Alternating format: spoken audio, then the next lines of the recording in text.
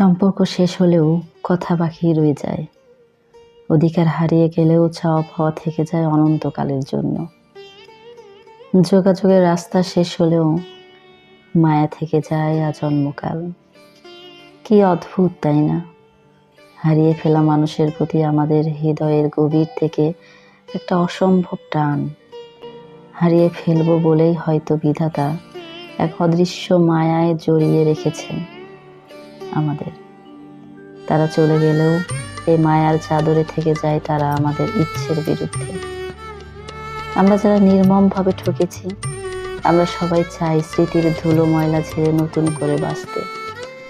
একজন বলহীন শয্যাশায়ী ব্যক্তির যেমন উঠে দাঁড়ানোর আফসোস, একজন অন্ধ ব্যক্তির যেমন আলোর স্পর্শ নেওয়ার আফসোস, তেমনি একজন হারিয়ে ফেলা মানুষের মায়া কাটানোর আফসোস আমাদের